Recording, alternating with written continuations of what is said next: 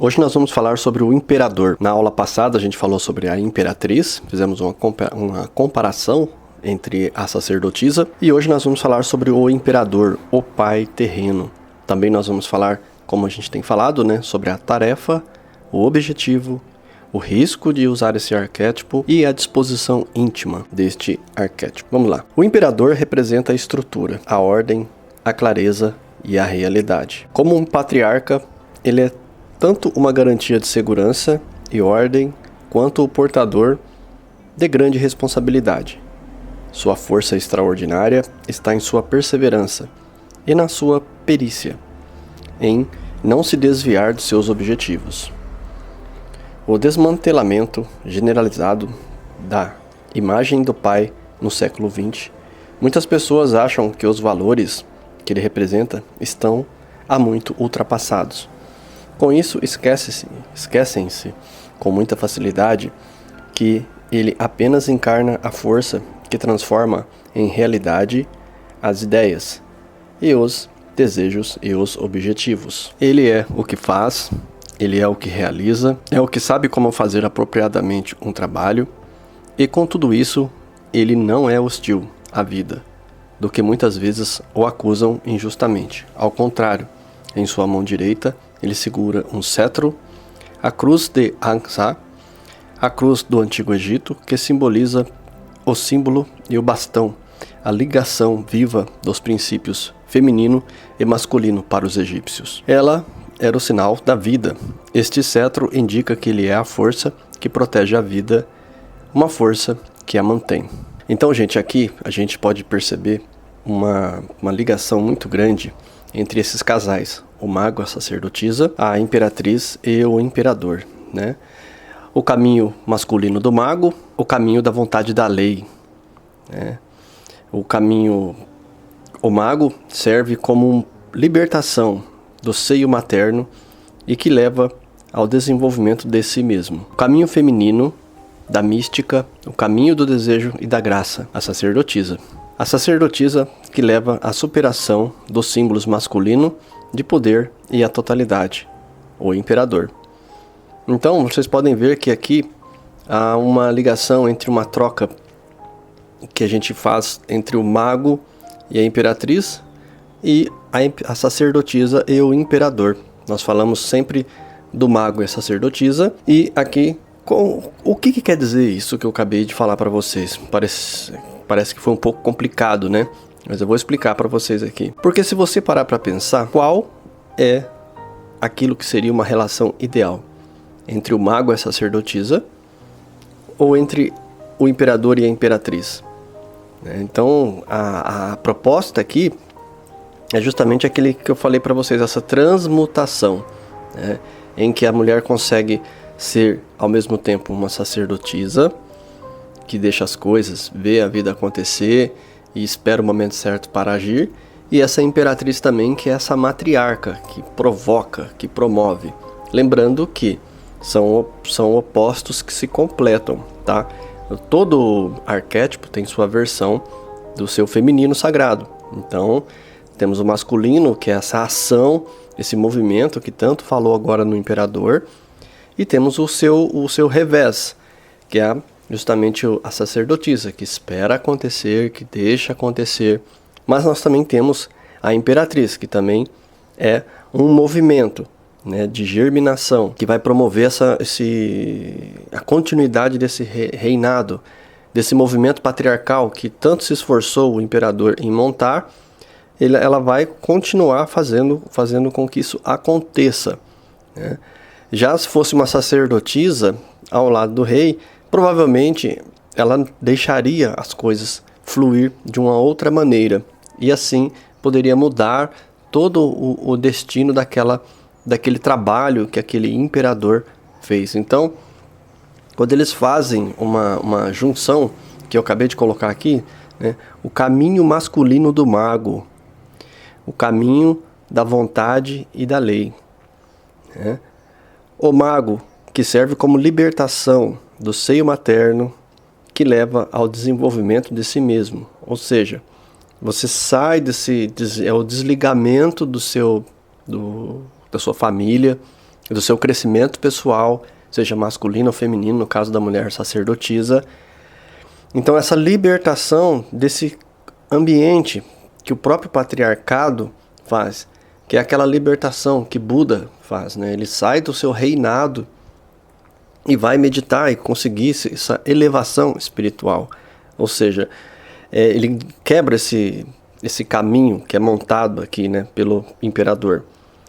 Embora o imperador saiba que, embora um príncipe não assuma a sua posição como rei, outro príncipe assumirá. Ou seja, outro descendente continuará. Ele não vai deixar...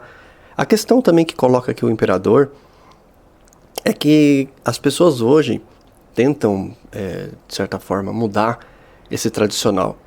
A gente pode até respeitar essas ideias dessas pessoas, mas saiba de uma coisa: o que impera, o que faz o movimento das coisas acontecerem é o básico dos arquétipos. Onde você for, existem padrões de reações, padrões de acontecimentos, e é muito simples quando você começa a interpretar tudo isso, porque você vê os arquétipos, a dança dos arquétipos. E aí você fala assim: opa, eu estou entendendo o que está acontecendo aqui. Aqui é o arquétipo da sacerdotisa, do rei. Então você sabe como lidar com aquele arquétipo, né?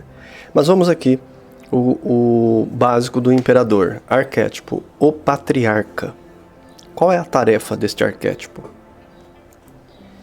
Concretizar ideias, intenções e talvez até mesmo desejos há muito acalentados, de modo consequente, perseverante. Objetivo: criar a ordem e um ambiente seguro, estrutura, capacidade e resistência.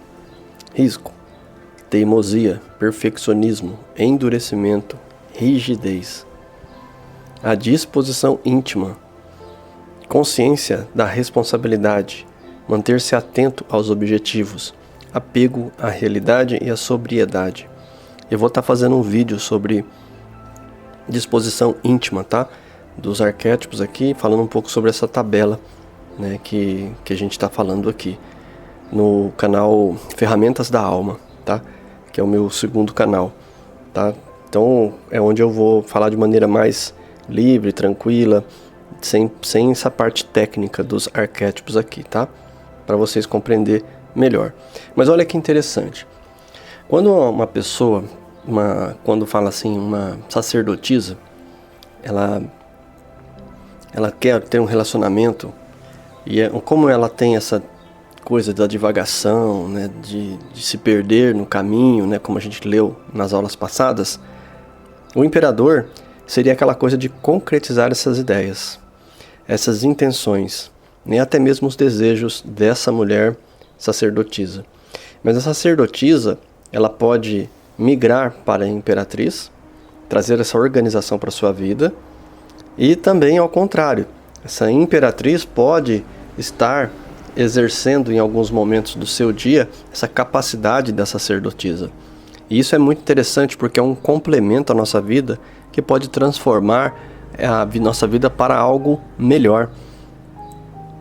Então é muito interessante quando a gente sabe qual caminho, por exemplo, o mago pode ser transformar-se nesse imperador? Pode, mas normalmente o imperador se tornará o mago e não ao contrário, né? Numa certa idade da vida, o imperador irá se interessar pelos assuntos místicos, pois ele sabe que a sua vida está terminando, está no final, então ele entende que o seu tempo está acabando, e aí ele vai cuidar no final da sua vida espiritual. Então sempre há uma imperatriz que se tornará uma sacerdotisa, ou uma jovem sacerdotisa que se tornará, com seu conhecimento, uma imperatriz.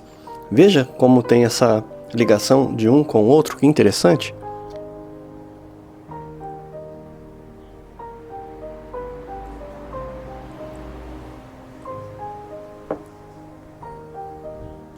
Numa fase da vida, a gente tem uma tarefa, um objetivo, uma disposição íntima.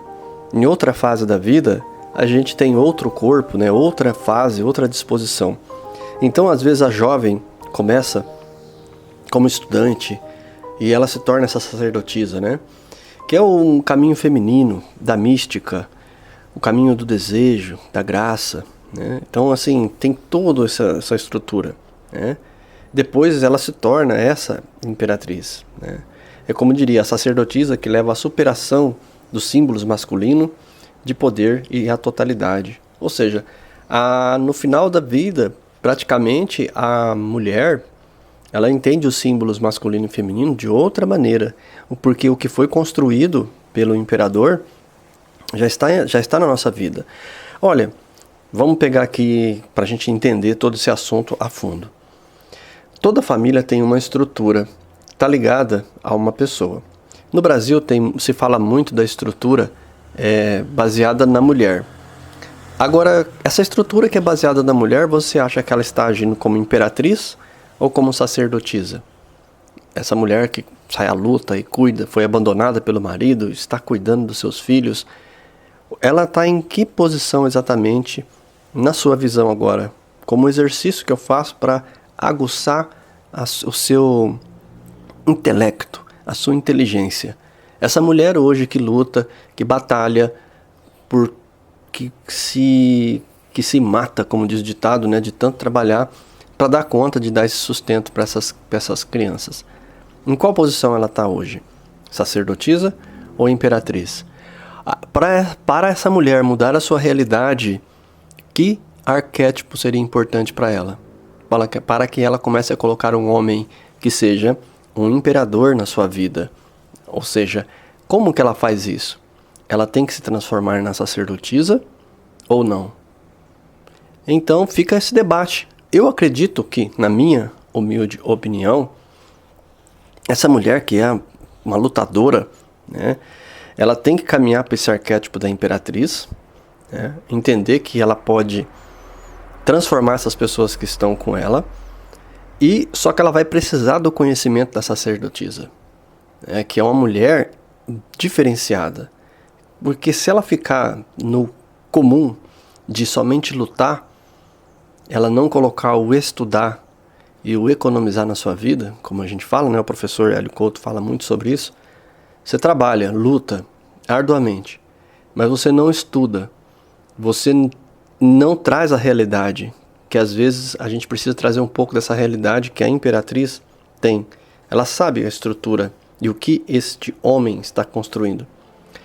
Agora, essa mulher, dentro da sua família, se ela tem um filho homem ou uma filha mulher, ela pode fazer diferença na vida dessas pessoas e transformar essas pessoas para que elas não tenham a mesma dificuldade que ela tem. Aliás, como sacerdotisa, ela é capaz de tornar essas pessoas, esses filhos, seus aliados. Aliados não é somente a questão financeira que eu falo, mas sim a questão também intelectual. Um filho que sai para estudar, ele volta com outro conhecimento e diz: mãe, aprendi isso e isso assado, nós temos que fazer assim. Mas para gerar essa ligação de amor, é necessário muita cumplicidade. Que muitas vezes a imperatriz é essa lutadora, essa mulher batalhadora, que sabe onde quer chegar e tudo, mas ela se esquece que ela tem uma obrigação ali de formar esses aliados. Que é o trabalho que eu tenho feito agora sobre inteligência artificial e construção familiar. Ou seja, esse núcleo hoje moderno da família, que a gente vê como que acontece, a gente também, esqueci de falar para vocês, eu falei muito da mulher, mas tem a família em que esse homem, ele incorpora esse imperador. E aí, esse imperador vai levar todos a um objetivo em que ele é o construtor, né, que ele concretiza as ideias, né? Ele tem várias intenções. Então ele tem essa coisa acalentada em gerar riqueza familiar, fazer todos se sentirem bem, estarem bem, para que possam, assim, sofrer a influência dessa mulher, da imperatriz. Porque muitas vezes ele trabalha duro do lado de fora, por muitos anos, dando a responsabilidade à imperatriz e à sacerdotisa do lar. E aí essa mulher tem a obrigação de transformar. E quantos homens são traídos ao longo da vida em que a mulher ela não se tornou imperatriz nem sacerdotisa.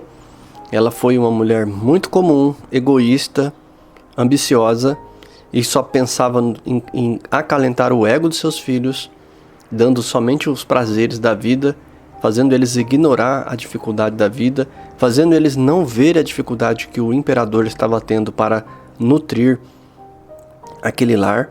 Então ela traiu este homem, né? Ou seja, é outro arquétipo. Ela não está na imperatriz e na sacerdotisa.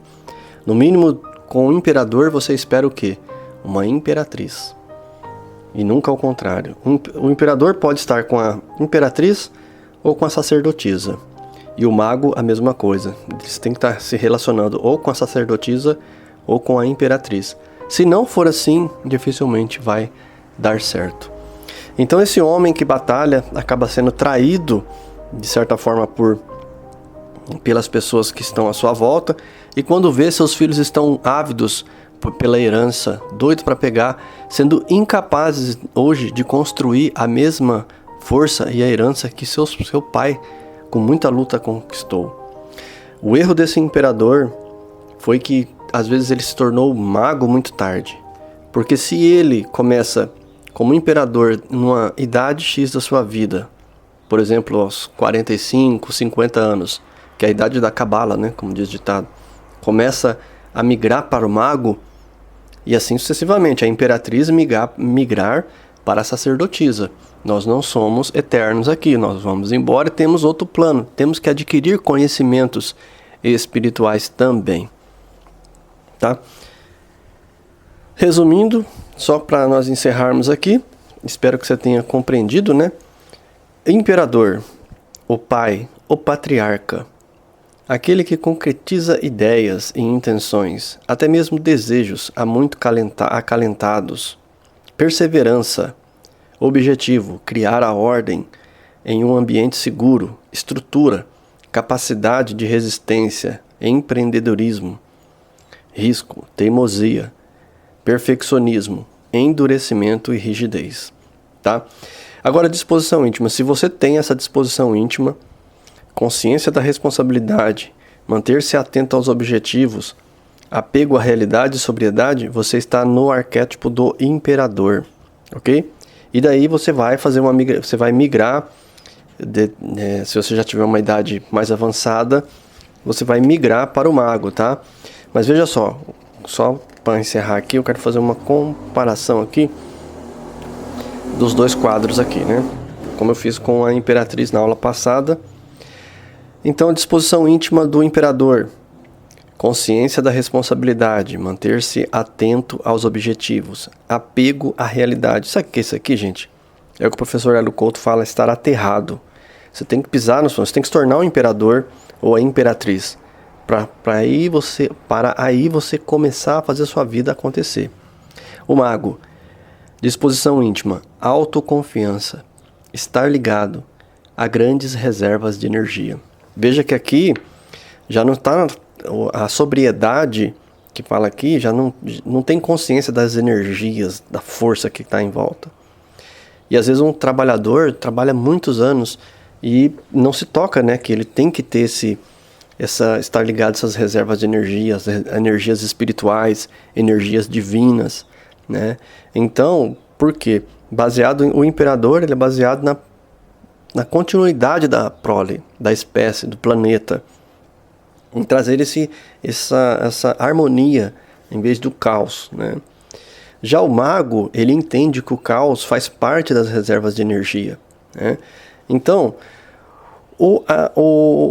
o arquétipo do imperador é o pai, o patriarca. O arquétipo do mago é o criador, o mestre. Ou seja, chega no final, às vezes ele vai ainda conseguir salvar um pouco daquilo que ele conquistou, que ele criou, deixando aquilo dentro do coração das pessoas que ele criou, seja da imperatriz ou seja de seus filhos. Ele vai se esforçar. O objetivo do mago, maestria, autorrealização, conhecimento. Nós vimos aqui, né, o objetivo do imperador, criar a ordem em um ambiente seguro, estrutura, capacidade de resistência. O que está falando aqui, gente? De sustento, de construção de uma casa, de um castelo. Cria a ordem, a vida bem preparada para o final. Cria aquilo que a gente chama de previdência. Então o imperador cria previdência para quê? Para que depois o mago possa estar dedicando todo o seu tempo ao estudo. O que está acontecendo hoje em dia com os homens? Eles trabalham a vida inteira, aí no final, quando eles se aposentam, eles fazem o quê? Ao invés deles irem adquirir o conhecimento, pois eles não tiveram tempo, ficaram anos dentro de uma empresa, embora tenha acumulado uma quantidade de dinheiro satisfatória, nunca é satisfatório. Por quê? Porque essa imperatriz deu tantos mimos à sua família, baseados no que este imperador é capaz de produzir. Não ela, às vezes. Quando eu disse que tem aquela mulher, aquela imperatriz traidora, né? Que a gente tem todo a arquétipo tem o seu oposto, né? Tem uma parte oposta de si, que é uma parte contrária a tudo aquilo que é, ou seja, é o que não é. Então, esse imperador traído, a mulher exige dele que o custo de vida seja alto. Então, ao se aposentar, ele é obrigado a continuar com seus negócios, empresas e trabalhos, porque não soube delegar funções, não tem esse conhecimento e não pode abandonar a sua luta pelo sustento. Então, ele ficará. Agora, aquele que tem um pensamento muito cedo, 45, 50 anos a média, se toca de que vai morrer, de que a vida é passageira, de que existe doença e que às vezes você está aqui, cada dia é uma graça de Deus, você parte para o caminho do mago, daquele que prefere trabalhar na parte de conselho, de influência, ou seja, ele colhe os frutos do que plantou a vida inteira. Agora, um homem que não foi imperador, que foi um homem comum, que não teve não foi imperador nem da sua própria casa, da sua vida, ou seja, o que acontece com essa pessoa? Terá que trabalhar a vida inteira, não terá tempo para o mago. E assim, também essa mulher, a imperatriz, se ela educou bem seus filhos, vai chegar uma hora que ela vai emancipá-los, e eles vão tocar a vida deles, e ela estará realizada na sua solitude, ela estará contente, porque agora ela pode também fazer o caminho místico dela, e assim, ou acompanhar esse mago também nessas peregrinações, nesses ensinamentos, nesses retiros espirituais que muitos magos fazem. E muitos magos têm sua companheira, que já é uma sacerdotisa, e aí passa sim a conseguirem fazer esses exercícios místicos juntos, né? Colher os frutos juntos, sabem viver com o que já conquistou e espera que seus filhos aproveitem bem as lições que foram dadas. Nada é dado de graça e os filhos têm que entender isso. Muitos filhos estão entendendo tudo errado hoje em dia. Fico por aqui no nosso estudo. Serenidade profunda em seu coração. Eu me torno você e na aula que vem nós vamos continuar um pouco mais sobre esse assunto, tá? Para que você possa estar compreendendo aqui essa junção. Talvez na aula que vem a gente fala sobre o hierofante, né? Ou seja, a educação do herói, um arquétipo bem diferenciado também, tá? E assim a gente vai entendendo mais sobre os símbolos, os famosos símbolos aí. Tá a fim de ser um pouco mais místico, entender um pouco mais? Fica aqui com a gente no canal HP Akhenaton, tá? E no outro canal eu faço os comentários, tá? Que é Ferramentas da Alma. Eu faço alguns comentários sobre os vídeos aqui que a gente tá falando de forma técnica. Serenidade profunda no coração de todos vocês. Eu me torno você.